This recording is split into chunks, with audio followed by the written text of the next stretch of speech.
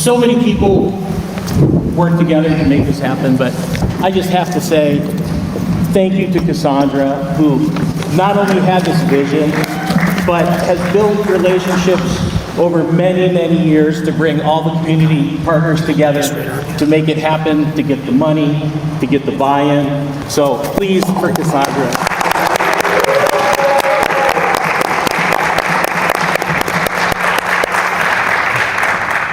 And holy crap, Kyle Newman, Jason Swank. I've had the pleasure of hanging out with these guys along with Kevin and Tracy Thompson and Jimmy Mack, who unfortunately had to catch a plane. But I felt like I was getting a PhD crash course on Star Wars, and so I have to appeal to your wisdom on any of the Star Wars stuff. We'll try and save some time for audience questions, so when we kind of get to the end, there's a mic over here, maybe just line up and we can do that. So obviously, you both are passionate about Star Wars, but it's clear watching this, there's something really in your heart about Star Wars. And I just wondered if you could just talk a little bit about that, because you so feel it in this film. In many ways, it's a little bit of a send up to fandom, but really at its core, it's a love letter. And how did it, well, we'll get into Fanboys a little bit, but just Star Wars in general, where does that love come from? It's one of my first memories, if not my first memory, I think, was seeing Star Wars with my family and cousins. I was born in '76, came out in '77, so I think later that summer of '77, I don't know, it's somehow my first memory. And so my first words were, maybe aside from my siblings, Star Wars characters like Walrus Man and Greedo. So I had a problem early on, and I just became a Star Wars fanatic. So it became part of my life. It's my language, religion, and it's an amazing community of people. So for me, that just stuck with me. It taught me about storytelling. It got me, it was a gateway into the greater cinema universe, learning about other filmmakers, but the craft of storytelling and the art of filmmaking was spawned because of Star Wars. So it set me on a different career path. So it was a very important, movie in my life. So to get to go back and do something that looks at fandom and looks at the movie and the phenomenon, and also makes fun of it. You got to keep it healthy and kind of make fun of what's also unhealthy about it too. Because anytime you're so into something, it can be too much. So it's a way of life though. Star Wars, it really is encompassing.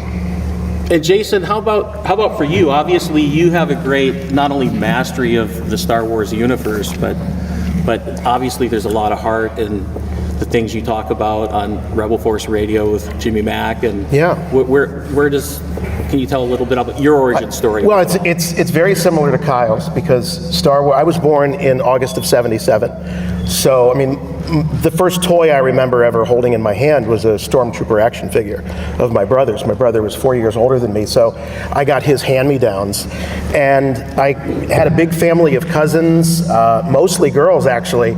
And anybody says that Star Wars isn't for girls, that's crazy, because all my girl cousins were way into Star Wars, and they were acting out as playing characters like Han and Luke. And so between the action figures and the role play that we did as kids, it was more than, like they keep saying in the film, it's more than a movie, because it was the first time I feel like we as kids were invited to play in the universe, whether it be role play or, again, the action figures. If you look at things like Star Trek or Planet of the Apes that came before, where you had a lot of merchandise tie-in, they always were a few years late.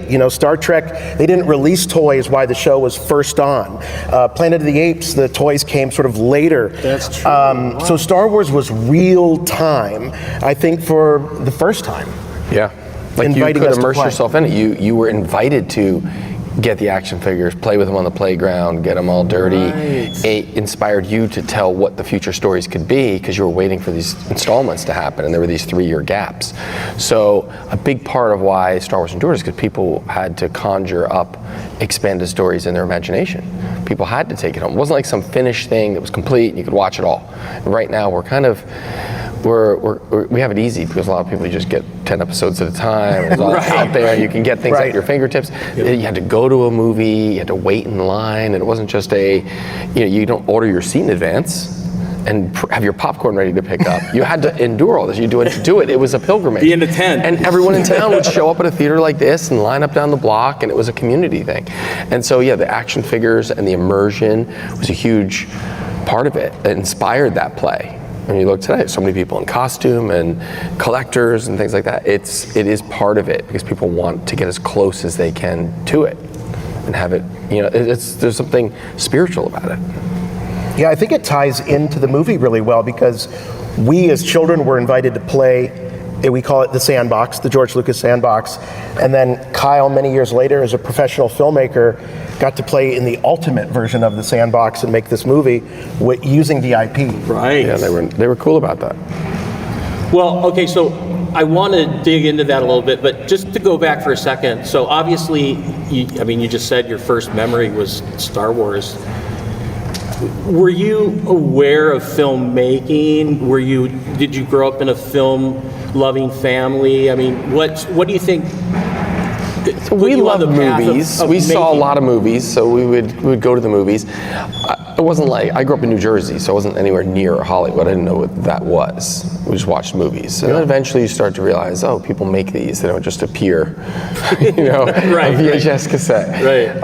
And my dad would record movies, and he would put 2 or 3 on a single, VHS. And we had 2 VCRs. We'd rent stuff and make them. So we'd have all types of, movies. SLP. Terminator, Time Bandits. They'd all be alphabetical. Oh my gosh. And so we had a lot of movies. And the best days were when I got to stay home from school and skip school, but I would watch Aliens and Empire Strikes Back with my brother. I remember that more than, whatever I did in math class in 5th grade. Right. So movies were very important, but I didn't understand the academia that is involved in learning movies in order to go make movies. I didn't understand the craft of it, the technical side of it, and all these things that you have to learn, and all these components, photography, production design, music, theater, all these things coming together, photography into one thing, coalescing. That's something I started to understand more when I was a teenager. I realized there was places you could go to study that. And that became my desire at that point, because my background was drawing, painting, but also Was that your sketch? That wasn't my sketch, but I did I storyboarded the whole movie, things like that. So I can draw. I learned how to draw reading comic books. Yeah. There's a lot of Eric in me in that way. Yeah. It feels personal. You probably had a piece of you. There's some of me in all 4 of them. Yeah, it felt that way. Depends which me. And so I knew I didn't want to just sit at a desk and draw. I love working with people and collaboratively. Filmmaking is the ultimate art form, the ultimate 21st, 20th century art form.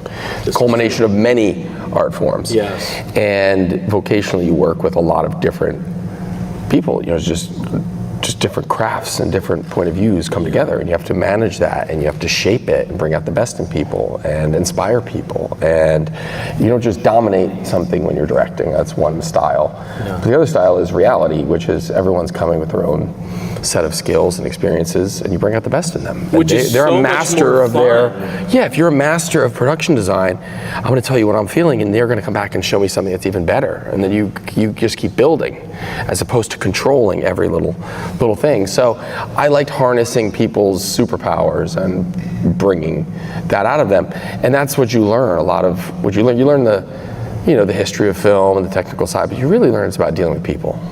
And how you bring out the best in people, and also with actors. They come in with so many different styles of acting, and they don't all play together. But you have to make them play together. Right. And somebody might be having a great day. Somebody might be having the worst day of their life. Right. And when you roll camera, it doesn't matter. They're not them anymore. But you have to get them to focus and bring out the best of them in those little moments to make sure you're getting peak energy. So that's a perfect setup, because we probably have some film students here. There's a film program at the university, and then another a junior college film program at CR. So NYU, Union Square, just off Broadway.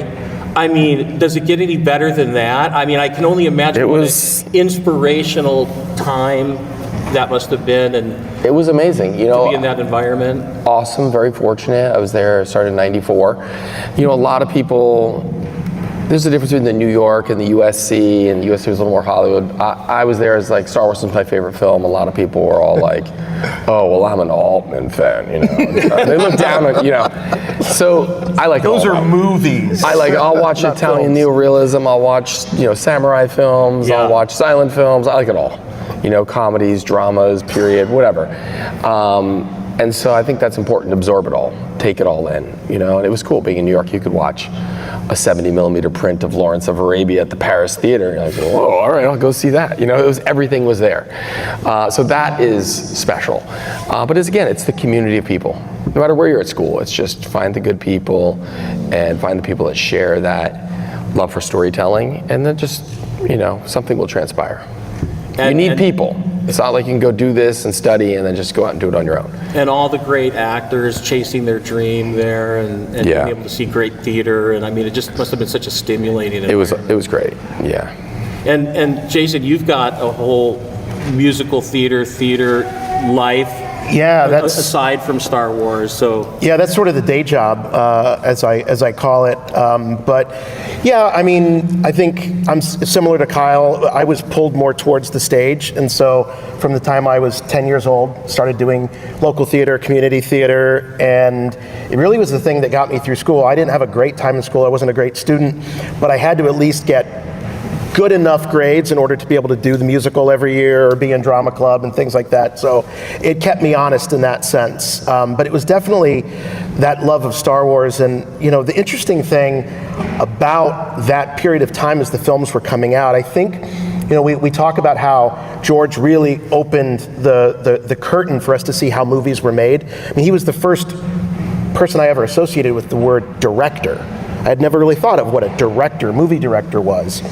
And I look back on it now and it's like, was there a method to the madness? Did they know what they were doing, or was Star Wars so hot they needed content? And as we know, it took 3 years to make these things. So I just picture at some point George was like, just, you know, put up a video of us making the thing. You know, that'll keep people occupied. And God, he unleashed something insane with aspiring filmmakers, or what would become aspiring filmmakers. Yeah. It's nuts what happens when you open the process up to people. So, you know, for me, it was community theater, summer theater. That process was opened up, and now I'm fortunate enough to work with some of the biggest shows in the country and bringing them to Northeast Ohio. I want to come check that out. I'm cool. from Detroit, so it's just a little car ride down. Yeah, right, absolutely. Come to Cleveland. So, not to embarrass you, but I just have to ask, while you were at NYU, the Martin Scorsese Award for Directorial Excellence. So, right? Come on. That was cool. So I just want to know, was that for a specific film, or was that for like a body of work over your time there, or what was that?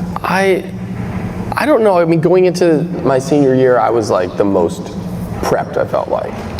It was like second day of senior year, and people were like, I don't know what I'm going to make this year. I'm like, here's my script, here's my storyboards, let's go. I was like, you don't waste time, and you don't wait for people to. I was like, if there's only 8 slots to make a movie this semester, and there's 20 people, I'm going to remove one of those slots from the table pretty quickly. Yeah, be ready. You know, so I was a more aggressive person, and I think it was probably, I made a senior film, it was a science fiction film. It was more like a European science fiction film. It was like Solaris. It was called Drone.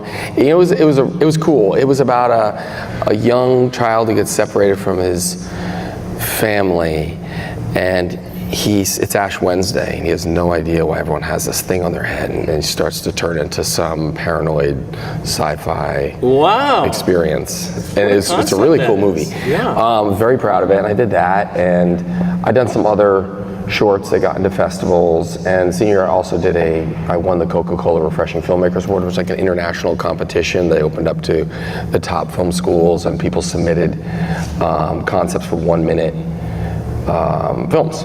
And so I submitted one, and it made it to like the final 10, and they gave those people budgets to go make movies. And then we made the movies, and then I won that final round of 10, and it aired on 21,000 screens in America, which was cool. Wow. But it was picked by everyone from Barry Diller to Julia Roberts to, you know, other filmmakers, I think John Singleton, so all these people like watched them all and picked one. So I won that. Whoa, so wow. that probably helped influence me getting the Martin Scorsese thing, because they're like, oh, he's helping our school On reputation. The map. Yeah, on the map. So, but obviously before I went there, it was like crazy M. Night Shyamalan, Spike Lee. There was a lot of people that had gone. Jim Jarmusch. It was, Yes. Martin Brest was like incredible, and Scorsese. You know, so crazy legacy of people that went through those halls. So. Was that program that, I mean, the way I perceive it, there's sort of like the USC model that's very track-oriented, very mirroring the studio system. It's not It's like if you're in this, you're never going to do any other thing but what your track is, versus like the UCLA system that's much more, you're a filmmaker, you're going to do some mixing, you're going to work on other people's, They try, how like, was it? first year they try to expose you to everything. Yeah. Fundamentals, sight and sound, they isolate them, and then they bring them together in your sophomore year. And then by your junior year, you're starting to figure out where you might fit in terms of technical craft. If some people are leaning more towards cinematography or directing, or, you know, wherever it could be behind the camera, you know. Yeah. And strangely, I never took a directing class. Really? I did cinematography and other things. I was just, I got this, I'm fine. It was a weird thing. I was like, there were other things that were interesting to me. You know, I took a history of animation, or I would take, you know, just different specialties, and studied art history and things like that too. It was just like, you know, there wasn't enough time in the day, Right. you know? So I was like, okay, I think I'm good here, but I'd rather learn about operating a camera more than, I felt good with people. So I was like, okay, I can figure that stuff out. Which is such the core of it all, really, right? Yeah. It's communicating. It's 90% of it is and listening and ego management, yeah. you know? Because if you want to just get it done exactly like you want it, then go paint. But otherwise, you have 100 people and you have to move a giant paintbrush together. Right. So you better get really good at convincing people that this direction is the best way to move the paintbrush. And that's really what it is. You just have to talk well with people and corral people together and get them to believe that even in the pouring rain, it's still worth going out there and setting up those lights. And you're like a motivational speaker. You know, there's a lot of that. Totally. And then beyond that, when you get there, you better already have everything else prepared, because Right. most of your day is the draining energy of problem after problem. You're like, the house is on fire. You're like, it's okay, we're gonna put it out. Don't cry. You know, there's drama after drama after drama. And if you get fed up, if you get like pulled into it's really defeating. So you just kind of have to be neutral and keep the ship sailing steady. And Yeah. you know, it's not for everyone, because it is, you know, it's high stakes. There's a lot of money often involved, A lot and of pressure, a lot of talking. and a lot of unnecessary pressure. Yeah. You know, people make it feel like it's more than it is. You're like, listen, no one's gonna die. We're here telling a story. First of all, calm down. You know, like Right. you just have to like is a level breakthrough. it out. You know, and then you'll get people back into a creative mental space, as opposed to the panic and the drama. And you put 20 humans in a room and they have to solve a problem. It is a problem. So that is, you know, so I studied a little bit of everything, and that's how I got through there. You know, I studied the classics, like Greek and Roman epics. I was more interested in like some of the other things in the film history beyond just the technical stuff. You know, so I can do camera stuff, but I'd rather not touch it. This was what Kurosawa preached. You must study what makes the great things great if Yes. you want to be a Yeah. filmmaker. Well, so I feel like always the question you hear is, God, you know, how do you get into the business? How do you do it? And I sort of feel like, you know, it's hard to tell just looking at your credits exactly how it played out. Maybe you can fill in some of the blanks for us. But Yeah. what I see is just you're doing shorts, you're doing probably other stuff, and you just keep making stuff. And then at some point you land Hollow, what was it? Sorry, Hollow. The Hollow. Okay, The Hollow, so yeah. made a lot of, you have to make a lot of short films in film school. You know, they make quick videos, make little projects, make sound projects, and that's the way they trained us. You know, it's a constant rotation of things, and you try stuff and you move on to the next thing. Yeah. And then you help someone out in their project. And so you're always staying busy and diligent at the craft. I got out of school and I wrote like 1 or 2 movies for like USA Network, rewrites on things. So I was like, sure, I'll do anything. Let's go. You know, I did out of getting the Coca-Cola refreshing filmmaker and the Martin Scorsese thing. I got like agents and reps in Los Angeles, which was good. I was like one of the first people to get Adam Goldberg, who was one of the co-writers of this. Adam was like the first person that had representation, and he was doing, just a lot of funny comedy stuff. Brian K. Vaughan is a big comic book writer, but he's wrote on Lost, and he's created like Why the Last Man, things like that. I think he's writing the new Dune movie. Brian was there. He was working in comic books, so while he was at film school, he got somehow some job doing some stuff at DC. So people were doing their own thing to try and find a way to turn it professional while they were still at school. But you knew within the first 2 or 3 days of school, they're like, out of the 200 people here, 2 of you will direct a movie. And I was like, where's the other guy? I was just looking at who's going to be the person. I was like, I'm like, wait, is that bad? I'm like, no, I'm doing this. You just have to be 100% confident. Yeah. Or else, because people want to work with people that feel like they can help get it done. And I collaborate now with other filmmakers. I'll produce their movies, or I don't care if I've directed. I just want to help you tell a story. And I can help you then get what you need as a filmmaker to tell your story. Because a lot of times when you're a director, producers, it sounds bad, producers cover your ears, but they don't care sometimes. They're worried about their next project. They're doing 5 movies at once. Yeah. They've got it set up. You should be on autopilot, go do it, but there's so many other battles and you need people to help. So if you can have like a filmmaker as a producer that actually understands why $500 for extras might be better than painting these extra 2 walls you're not going to see. Right. You have to make these constant value judgments. Right. And it's not helpful to a filmmaker to hide those questions. I want to know every problem. I want to hear everything. Come on, what's going on? What are you whispering about over there? Come here. I want to know everything that's going on, because I will tell you how best to spend money. I'll tell you what I'm going to see. I'm going to only see that. So don't worry about that, and don't waste money over here. And we're only going to be here 2 hours. So you just need information and then make quick judgments.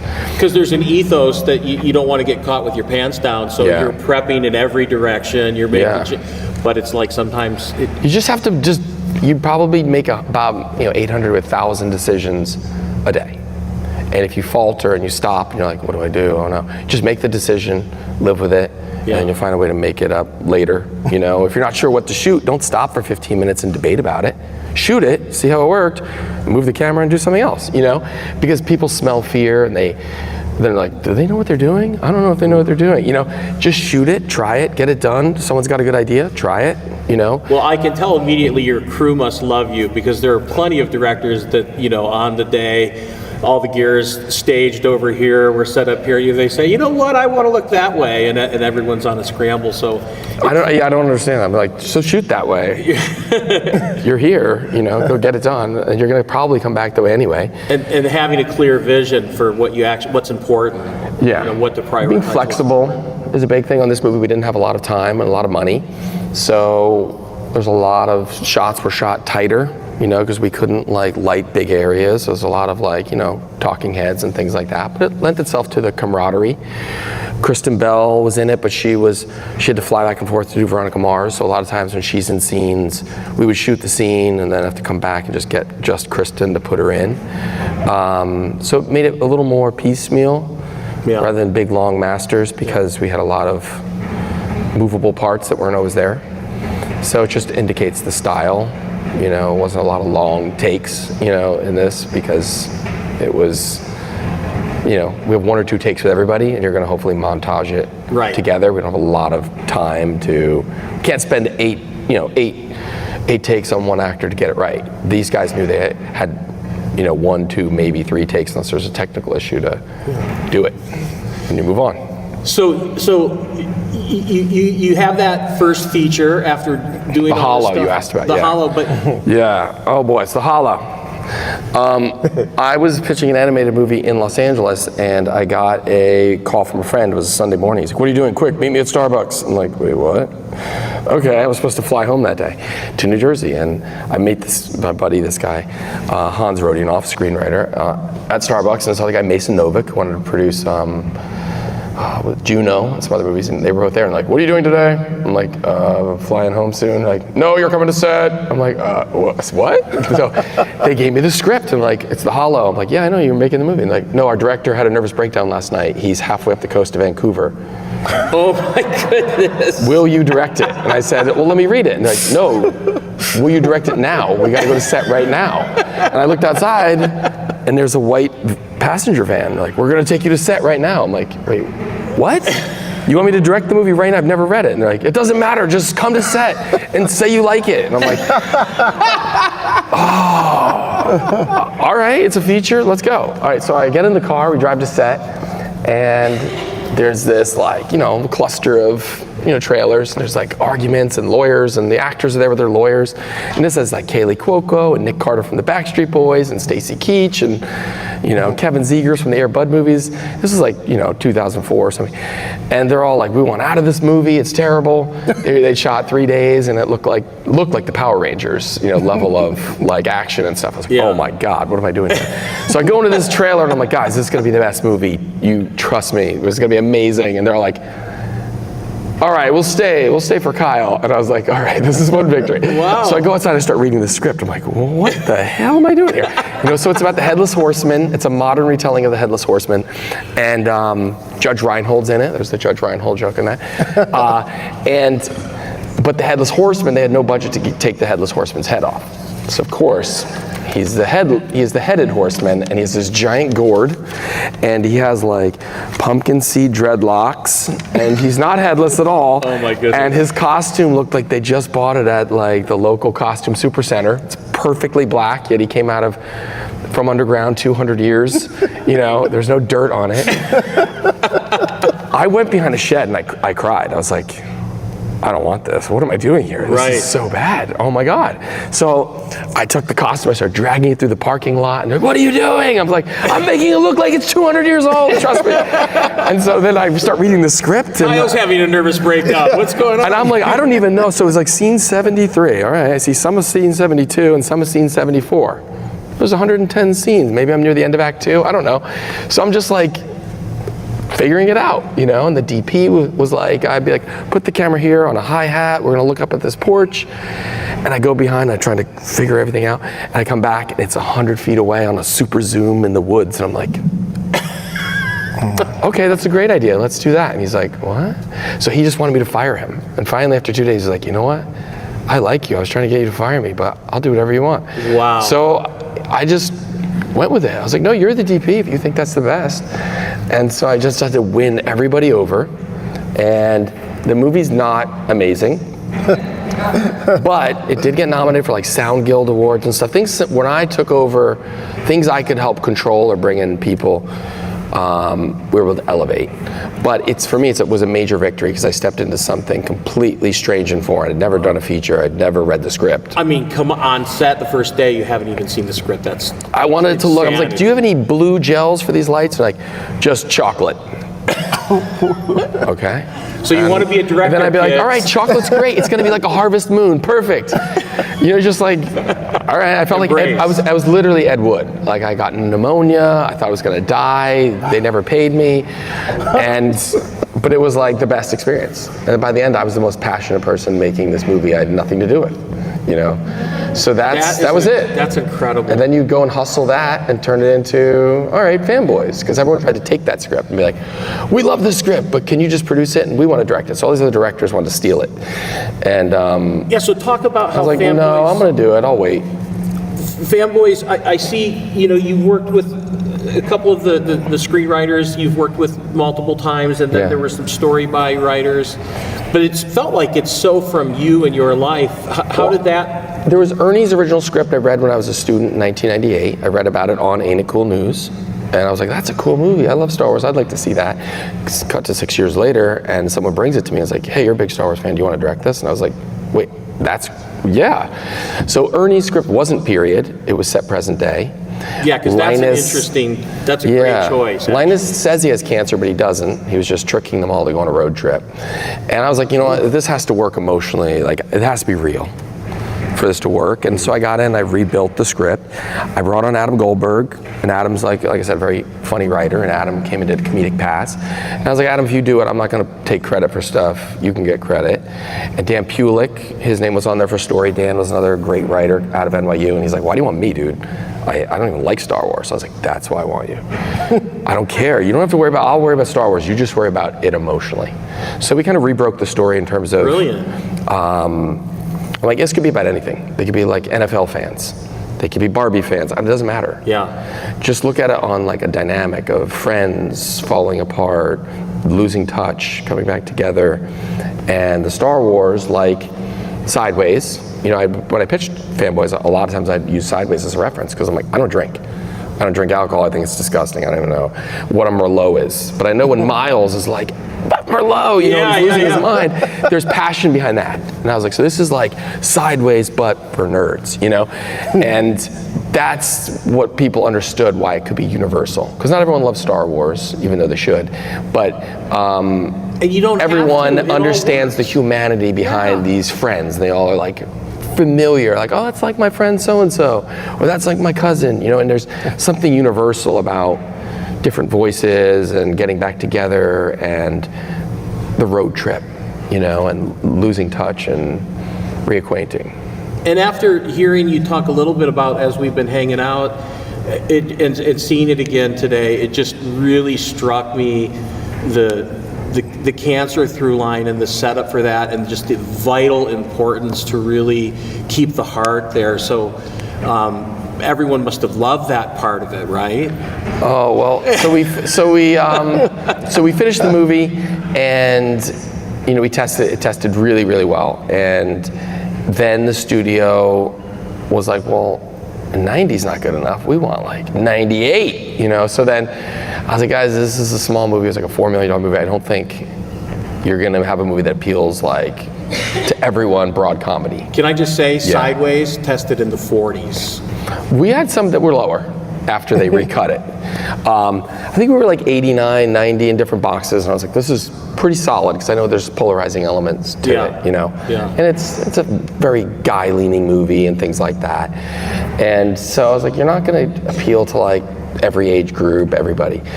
But they were like, no, we want this, we want to go big. You know, it's like, oh God. So then they started to like, they wanted to make fun of Star Wars fans. The opening crawl, they wanted to say fanboys, a term for losers who live with their mom, and like really get nasty. And we had Lucasfilm's support and permission, and we promised we were gonna do something that celebrated fandom. While we still poked some healthy fun at it, we wanted it to be like people that love Star Wars could be proud of it.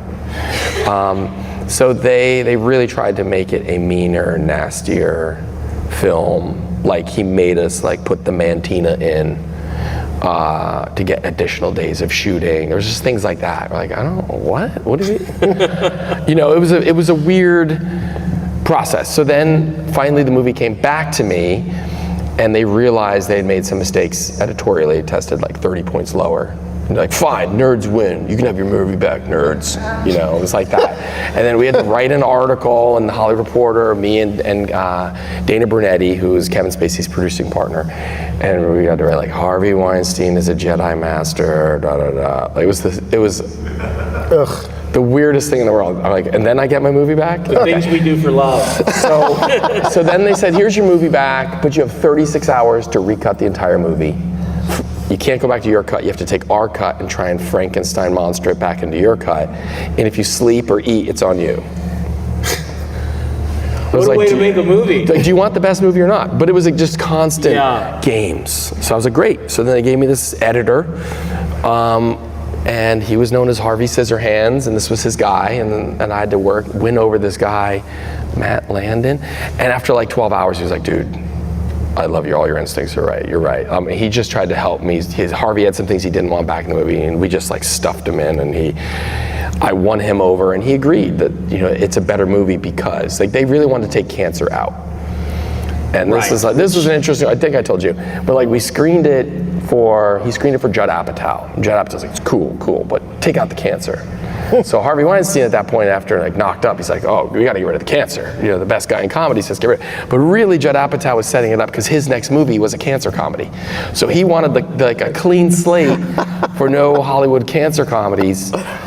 So he convinced Harvey Weinstein. What a world. Because he had an Adam Sandler cancer comedy in the works. Yeah. So he kind of got duped by, Harvey got duped by him, I think, and then they tried to make us cut it out, but when they tested it, it was like taking the heart out of a movie. Totally. Yeah. And then Linus gets there and he's like, psych, is a joke, yeah, I got you all to come. You'd want to smack him, you know? Like, Yes. you put everything on the line, your job, and Yeah. you put your heart to it. You can't trick somebody about something like your health like that. It felt disingenuous. So I think audiences watch that and were like, no thanks. So then that's why they brought it back to us. And then Fanboys, I don't know when in the process of all that was what brought you two together at Rebel Force Radio together. Yeah. And so how did that happen? Just in the promotional period, or? From my perspective, I just want to echo what Kyle was saying about it. Kyle is sort of a people whisperer, you know, like the horse whisperer. People want to follow Kyle. He establishes trust and authenticity immediately.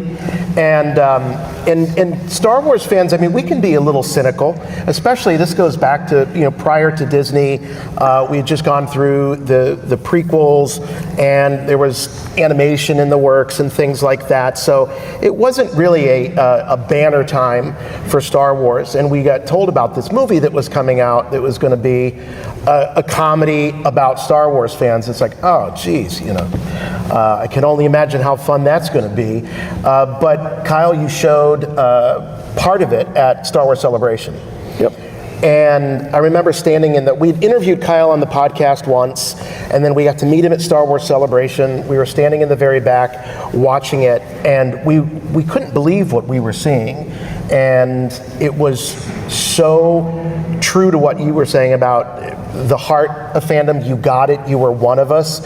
And at that point, we would have followed you anywhere. And then the next thing we find out is the movie was being taken away from you, and all the things we loved about the movie were being threatened and taken out of it. And the fans band together, and we made a lot of noise. I like to think that our podcast was a good channel for that, but it wasn't just us. It was all across fandom, because you had done such a great job of getting us all on board and establishing that trust. Thank you. Yeah, it was. The fan community, you guys were the greatest heralds of that, were championing it, vocal. It got to the point where Harvey Weinstein, he acquired a movie, I think it was called My Blueberry Night. It was a Wong Kar-wai film, paid a lot of money in Cannes, and then the Chinese government was like, no, we don't want to do it, we don't like the politics of this. So he was flying over to China, I think, to speak to the cultural minister. And he touches down, he gets off the plane, and the guy who greets him is wearing a t-shirt that says Darth Weinstein. And somehow this story of fans, it made it to the front of like Drudge Report, I think. Some of the story of fans pushing to get the cut of the movie back made it all the way there, and this guy thought that was funny. And Harvey was like, how did these nerds find out what? He was so upset that he made it to China and they heard about how he was recutting this film. So then he was also, he's a monster in a lot of ways to people. He was always never like, he never verbally like, never was like cursing, screaming kind of thing. He was like, you did what you said, let me try something else. You know, there was like this exchange, you know. His brother Bob was very different. His brother Bob was like, he's like, it doesn't even have to be in the movie, just make it so a monkey vomits in a helmet and then the fat guy puts his helmet on his head and it's just for the trailer. And you're like, what? And they were like, we want Deuce Bigelow. You know, they were like, it was just like, what is going on here? So Harvey was like, don't listen to him. I just want to try some stuff. And there was like, it's this weird dynamic. But ultimately, I think they realized they were misguided, and he apologized. He's like, I don't do comedies. I'm not doing this again. You get your movie back. I was wrong, you know. And that was rare. because normally people don't have the ability to say they made a mistake. But the fact that it got that much media attention was a good and a bad thing, because also for me it was like, no, this is a small $4 million movie. Why is it on the Drudge Report and People magazine? Like, it has this strange pressure on it now, because there's no Star Wars movie. Revenge of the Sith was done, and there was like nothing. So now Star Wars fans were looking at this as like some big thing, and you're like, well, this is just a small movie, okay? Let's not put certain pressures on it. But it brought all the feels as if it's part of the Star Wars universe. Yeah, but it is when you're a filmmaker, you don't necessarily, we're not making a movie that's gonna, you know, open on 3,000 screens, and you know, it's a different specific thing. So the context of it changed a little bit because of the increased media coverage, which I started to become aware of and a little bit, you know, concerned about, because people want it to be a big, broad comedy. And again, I'm not trying to make a big, broad, lowest common denominator comedy. There are moments like that, but it is still very specific and heartfelt, and there's a cancer story. And that's why they wanted to like get rid of these things that felt more indie and niche and turn it into something more, you know, Van Wilder, you know. Well, it really in so many ways is the perfect indie film, you know, road trip, you know, but I just have to ask, you know, smart, funny, you know, everything you kind of want in an indie movie, but this cast, holy cow, like knockout cast. I mean, Shatner, Carrie Fisher. I got Rogan for, I think it was like $5,000. And he was a friend, and like he liked this, and he played 3 characters all for that total. You know, it was like some crazy number. That might have been the enticement, though. That probably was a lot of fun to play. He was like, yeah, I want to play multiple characters. So he played the Star Trek door guard with the alien, like, you know, cranium fixture. He was Roach, and then he got to do a scene opposite himself, because he was also Admiral C. Schultz, and they finally stand off. So he loved all that. And you know, Kristen Bell, and getting all these guys like, you know, Craig Robinson and Danny McBride and Kevin Smith and Will Forte, and lots of really good people. And as I recall, at that period of time, correct me if I'm wrong, but Dan Fogler had come off of. He was ascending as a movie star after being a superstar on Broadway. Like, he won a Tony on Broadway, and I was like, I want to cast this guy. Saw his headshot, and he was just Dan with suspenders. He's like, and I was like, this is the guy, this is Hutch. And like, well, you've never even seen him in anything. What are you talking about? And he's not even done a movie. And I was like, this is Hutch, I'm telling you, this is Hutch.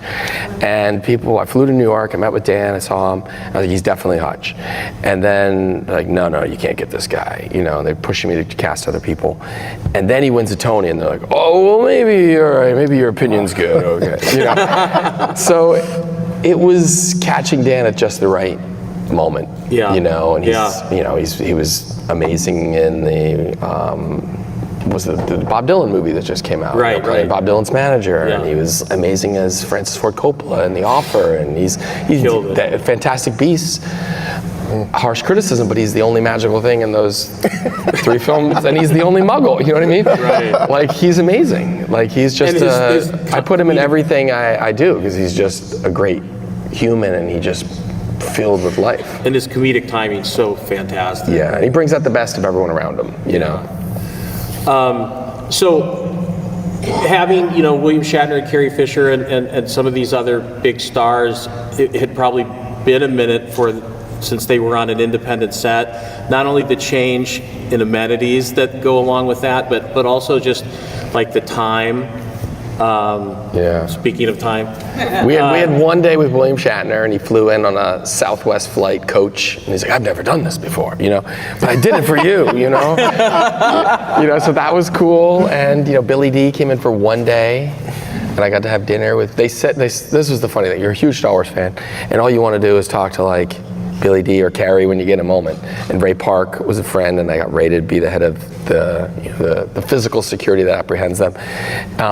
Tried to get Mark Hamill. We couldn't find the right part for him, but he wanted to do something. And Harrison approved the 6 days, 7 nights gag. Okay. And George Lucas's voice is on when Danny McBride's speaking on the phone. Oh, really? That's George Lucas's voice. It's actual George. Recorded from something else, but we got George to allow it. And we went into the Return of the Jedi archive of audio, and that got approved within an hour. That was Carrie Fisher's I Know from Return of the Jedi. Yes. Because we didn't get that on set. I wondered but that. our sound guy, Matt Wood, who does like everything with Lucasfilm, you know, he's the guy. He was like, let me see if I can track this down. So he went in, he found this clip, it was another take of I Know. And then we asked Carrie and George, within an hour they both said yes. And so we have Return of the Jedi dialogue in there. But it was, you know, Back to the trust. everybody coming out of wherever to really help get it done. Because people were like, all right, these people are doing it for the right reasons. They love Star Wars and they're not here to make fun of it. And so George backed my cut and he said this movie has to be PG-13, not the studio R version. And yeah, Lucasfilm was always supportive. They would just play us in their Comic-Con booths and things like that and treat it like we were one of them. And Awesome. so it was a very special experience. How are we on time? We're getting close. Would you like to start the Questions? Yeah. Sure. Any kind of questions that you need to ask? Well, one thing just because this festival is, you know, brought to us all by the Humboldt Del Norte Film Commission, thank you, and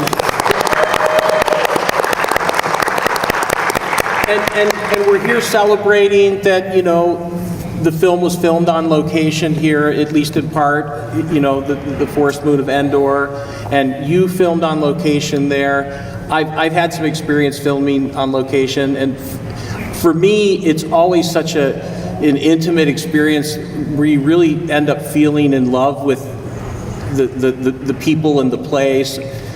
Just, can you talk a little bit about, not necessarily just Fanboys, but the experience of filming on location and not only finding your shots, but finding your looks, but, you know, just the experience of interacting with the community as you're making a film? Yeah, everything I've done, I barely shoot anything in Los Angeles. Done music videos there, but for the most part, if it's a movie, you're somewhere else. Mahalo was LA at the Disney Ranch, pretty much entirely at the Disney Ranch, you know, with the looming Country Bears house in the background. Yes, I've been. Yeah. So it's Sleepy Hollow, and in the background of every shot, they had this giant blonde wood Country Bears house that was still there. They had to frame out, and you couldn't. Yeah. We didn't have enough Duvetine to cover it. It was just there. Everything else is location. You know, we went to New Mexico for Fanboys. I did Barely Lethal in Atlanta, and One Up we shot in Toronto and Buffalo, and we really shot. There were snowstorms and things like that. That's stuff you can't recreate. Yeah. And stepping into those communities, it's like people aren't jaded. They're excited that you're there. They want to get involved. And if you come in and you harness that and you activate everybody to be a part of it, you get like an amazing experience. Then you start to learn about the area, you navigate it, you get the maximum out of it, you discover things. You're like, I'm really looking for this. And then you start working with locations. And until I start seeing a location or where I could shoot, it's not ready.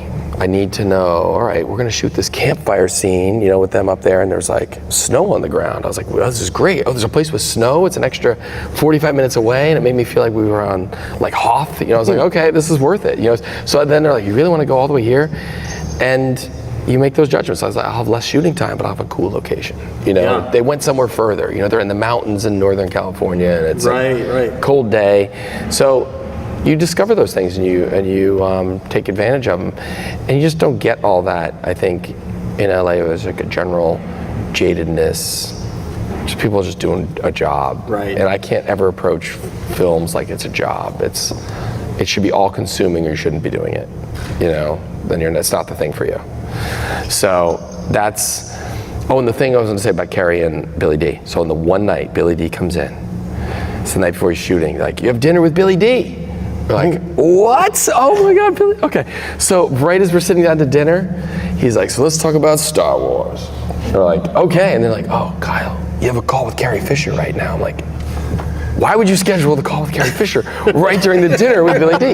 So I go upstairs, I'm talking to Carrie Fisher, and she's telling me like, you know, all about Paul Simon and like George Lucas bringing her earbuds on her 50th birthday, and she's crying on the phone. It's like this crazy conversation. And I go back downstairs to Billy D, and then he's like, and that's all I've got to say about Star Wars. And I was like, wait, what? And I was like, what did he talk about? And like, I don't know. You would have liked it, but I don't know. I'm not a Star Wars person. I don't know. So they had this whole dinner with him, and he told them all these things, and lost to time because no one knew what he was talking about. The secrets of Lando were lost. The secrets of Lando. At a hotel restaurant in New Mexico. So that was rough, but I did get to work with them both. You know, that was like, they're two icons for me as a kid. So does anyone want to come up and have questions for Kyle or Jason? Here comes a question. Yeah.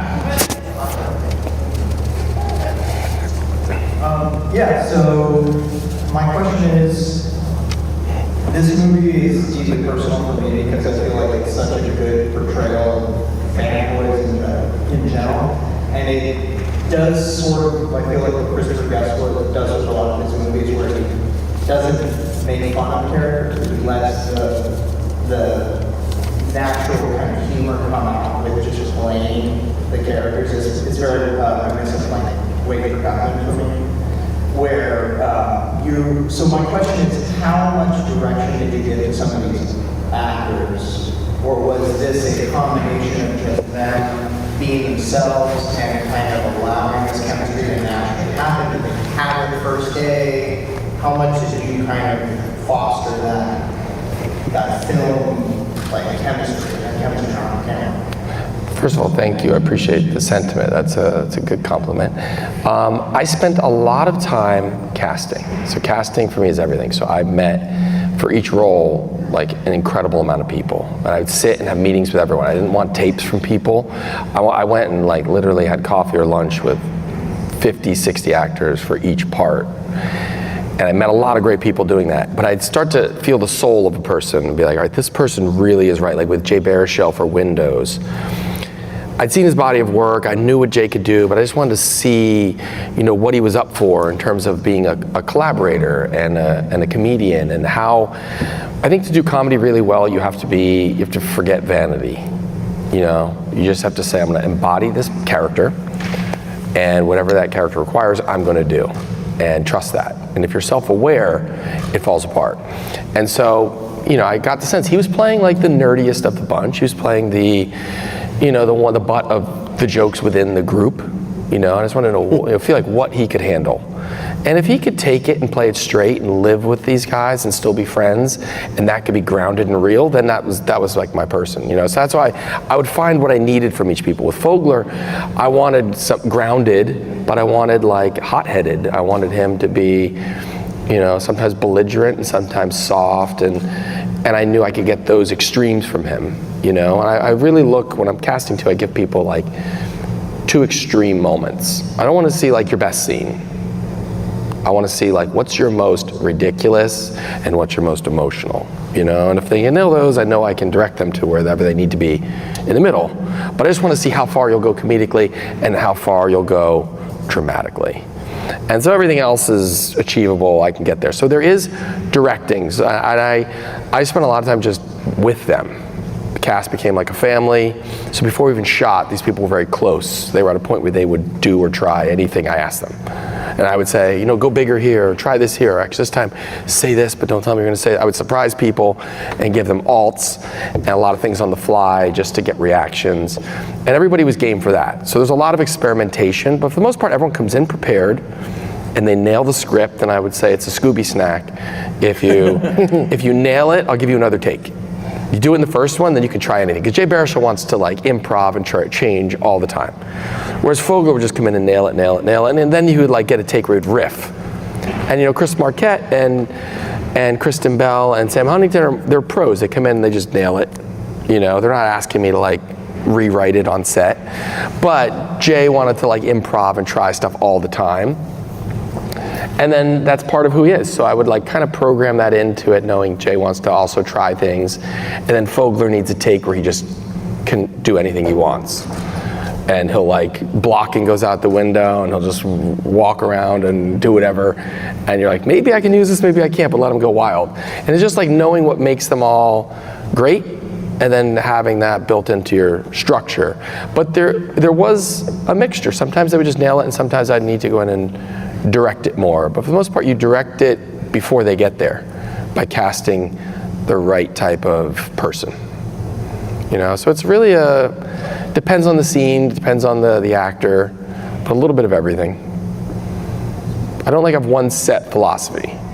I think the thing is, it's whatever the human personnel kind of requires to be their best. That's like what I'll embrace. It probably limits my career, but but that's what I would say. Yeah, sure. Thanks for that question. Kyle, did you ever have to, do you recall ever having to dial anything back that just felt maybe a little too mean or harsh, and you needed to soften it, take the edge off? There's things I would still change with the movie too, and comedy evolves and changes, and there's stuff where you're like, that shouldn't be in there. But yeah, there are, but I don't ever want to I don't make an actor feel like that. I'll let them go do their thing, and then I'll make a note that I'm probably not going to use that. Or I'll say, let's try this instead. And I won't say, you went too far, you know? It's more play. Right. We're here trying it, and I want them to feel comfortable where they're like, that wasn't a bad idea.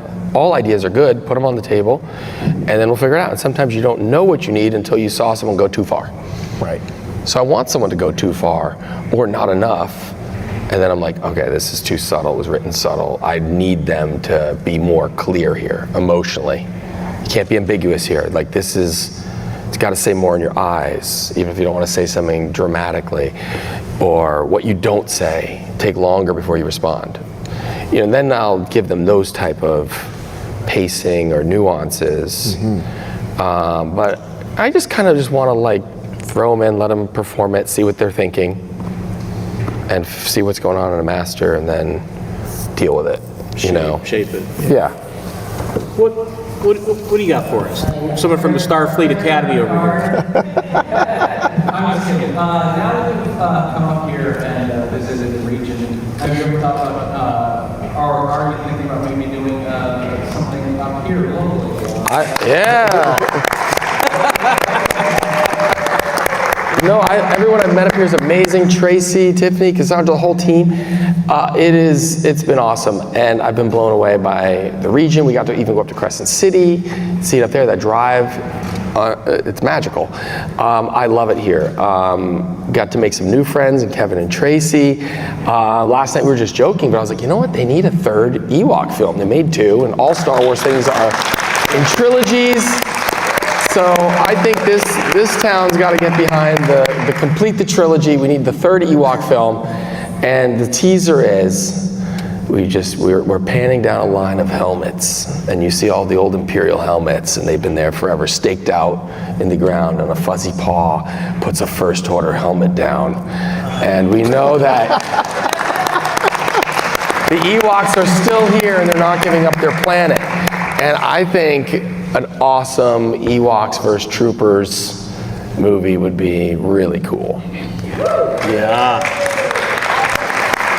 Yeah, it's not like this isn't a $100 million Star Wars movie, but they can make other stories in their large portfolio. There's room.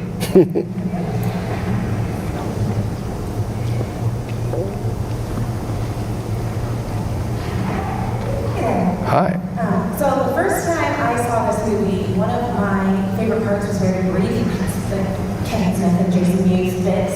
And it is, right? I picked up the ultimate fanboy, I think Kevin Smith.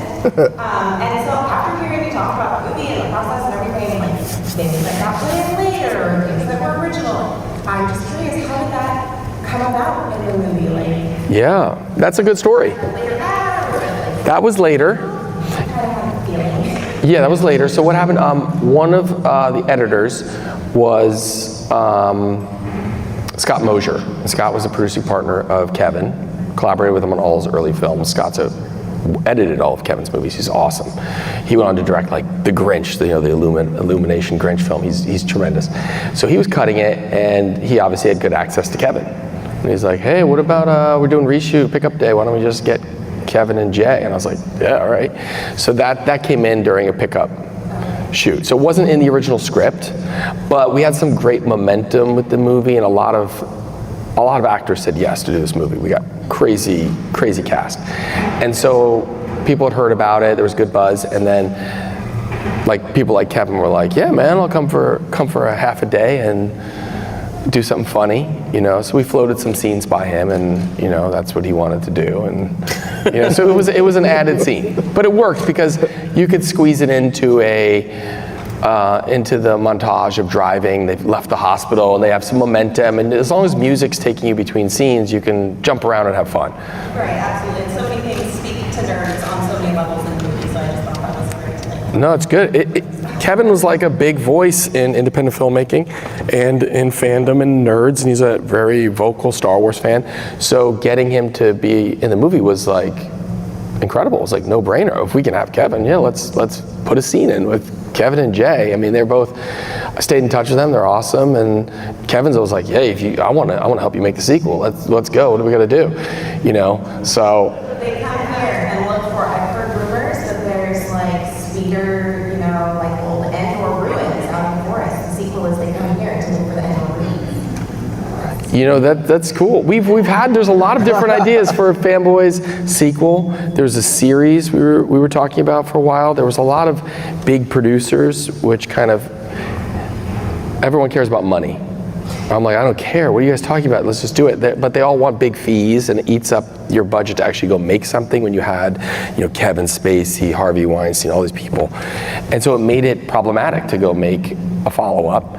And then we tried to do a series, and again, that would have been set, you know, 20 years later. They all have kids and stuff, and you know, it's years later. And the bottom line is fandom's changed, because when this is set in 1998, you had basically Star Wars, Star Trek, and Babylon 5.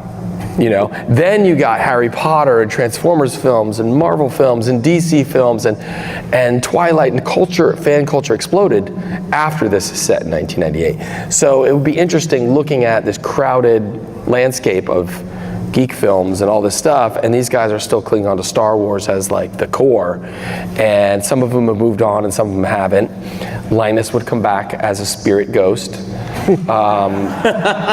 during a drug sequence, and my favorite idea was there was like a Trek con at sea, and they're stuck on a boat again with Admiral Seaschultz, and they're like, the only way they can get to where they're going is a Trek con on the boat. So those guys come back.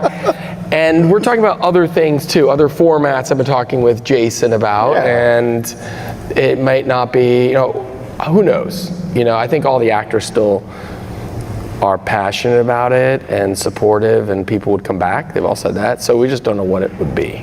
Nothing to really announce, but I mean, I've been a big fan of the movie and working in the Broadway industry, and I love musicals, and there's so much heart and passion in the story, and I think there's moments in that movie where they should just burst out in song. And so, again, nothing to announce, but I don't know. Kyle spent some time in New York. I spent time in New York. We could see what happens. Like rock opera, all types of genres of music. Because it's a smorgasbord kind of movie. There's a little bit of everything, and I think you get all types of song.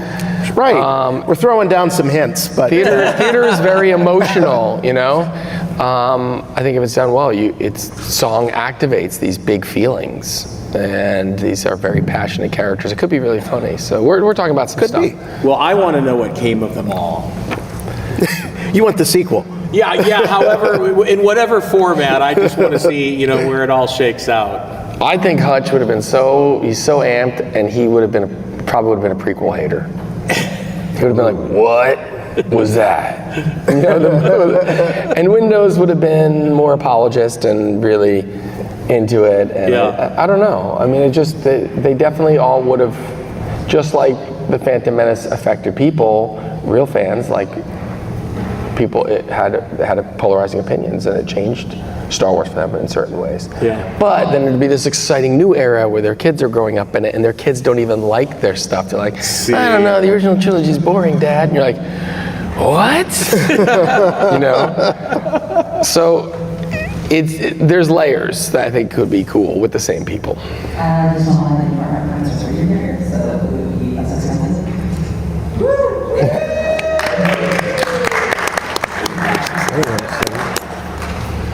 Well, so, I just have to say again, having Kevin and Tracy here all weekend, what a special experience.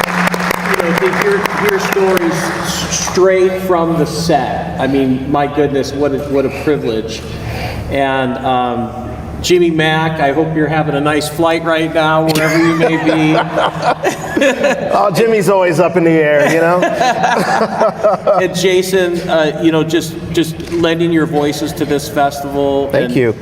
And This has been, honestly, as far as just fun, this has been the most fun I've ever had at a Star Wars event. Bar none. Yeah, it is. It's fun.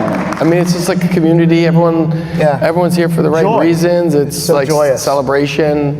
There's not a lot of battling people to get to an event that you really didn't want to be at. You know what I mean? It's like there's a lot of that hype that goes with some of the celebration stuff. It's good to be here at a place where they really film things, where the movies were made.